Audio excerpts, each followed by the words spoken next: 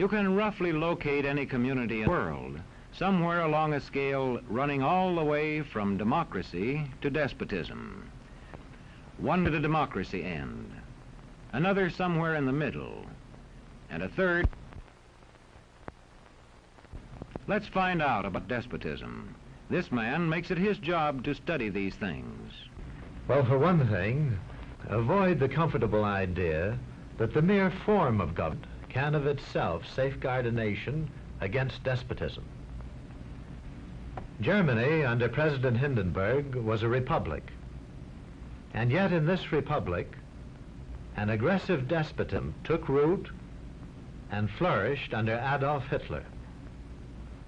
When a competent observer looks for signs of despotism in a community, he looks beyond fine words and noble phrases. For which it stands, one nation, indivisible, with liberty and justice for all.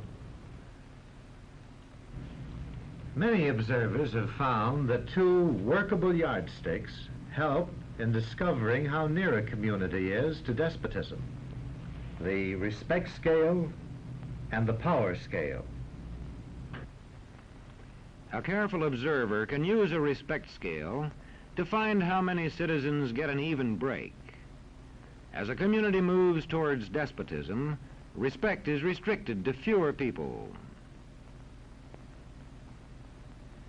A community is low on a respect scale if common courtesy is withheld from large groups of people on account of their political attitudes.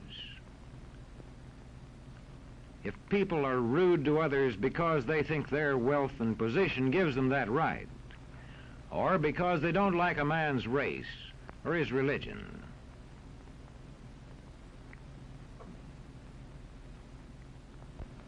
Equal opportunity for all citizens to develop useful skills is one basis for rating a community on a respect scale.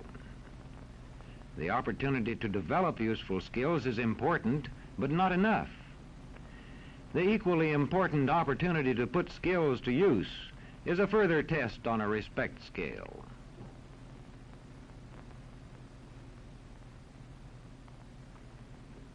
A power scale is another important yardstick of despotism. It gauges the citizens' share in making the community's decisions. Communities which concentrate decision-making in a few hands rate low on a power scale and are moving towards despotism. Like France under the Bourbon kings, one of whom said, "The state, I am the state." Today, democracy can ebb away in communities whose citizens allow power to become concentrated in the hands of bosses. What I say goes, see? I'm the law around here. The test of despotic power is that it can disregard the will of the people. It rules without the consent of the governed.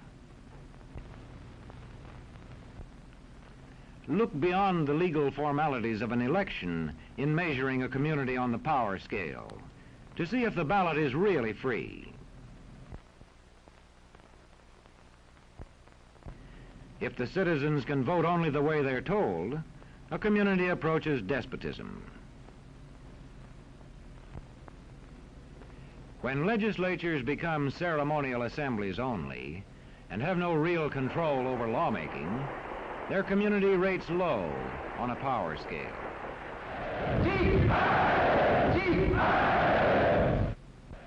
In a downright despotism, opposition is dangerous, whether the despotism is official or whether it is unofficial.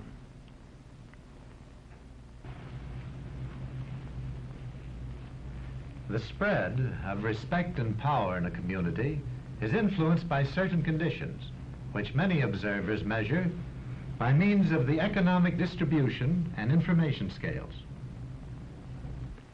If a community's economic distribution becomes slanted, its middle-income groups grow smaller, and despotism stands a better chance to gain a foothold. Where land is privately owned, one sign of a poorly balanced economy is the concentration of land ownership in the hands of a very small number of people. When farmers lose their farms, they lose their independence. This one can stay on, but not as his own boss anymore. To the extent that this condition exists throughout a nation, the likelihood of despotism is increased. In communities which depend almost entirely on a single industry, such as a factory or mine, maintaining economic balance is a challenging problem.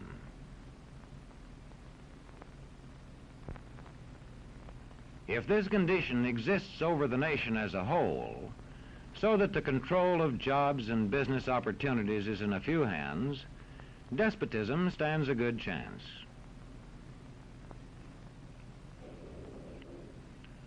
Another sign of a poorly balanced economy is a taxation system that presses heaviest on those least able to pay. A larger part of a small income is spent on necessities such as food.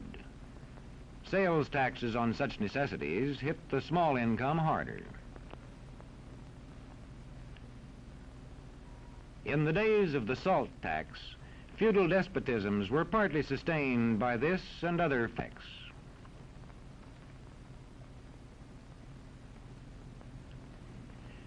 A community rates low on an information scale when the press, radio, and other channels of communication are controlled by only a few people, and when citizens have to accept what they're told. In communities of this kind, despotism stands a good chance. See how a community trains its teachers. Bear this in mind. Young people cannot be trusted to form their own opinions. This business about open-mindedness is nonsense. It's a waste of time trying to teach students to think for themselves. It's our job to tell them. And when teachers put such training into practice, despotism stands a good chance. These children are being taught to accept uncritically whatever they're told. Questions are not encouraged. How can you ask such a question? Have you got a textbook? Yes, ma'am. Does it say here that our law courts are always just? Yes, ma'am. Then how dare you question the fact? Sit down. And so we aren't surprised when... But it must be true. I saw it in this book right here. And if books and newspapers and the radio are efficiently controlled, the people will read and accept exactly what the few in control want them to. Government censorship is one form of control. A newspaper which breaks a government censorship rule can be suspended. It is also possible for newspapers and other forms of communication to be controlled by private interests. I thought I told you to kill that story. It'll cost us a lot of advertising. If that story goes out, I quit. All right.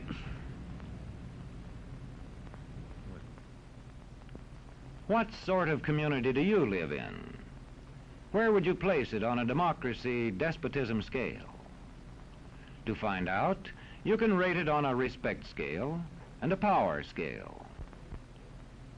And to find out what way it is likely to go in the future, you can rate it on economic distribution and information scales. The lower your community rates on economic distribution and information scales, the lower it is likely to rate on respect and power scales, and thus to approach despotism.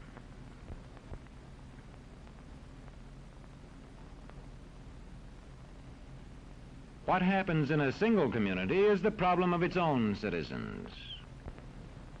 But it is also the problem of us all, because as communities go, so goes the nation.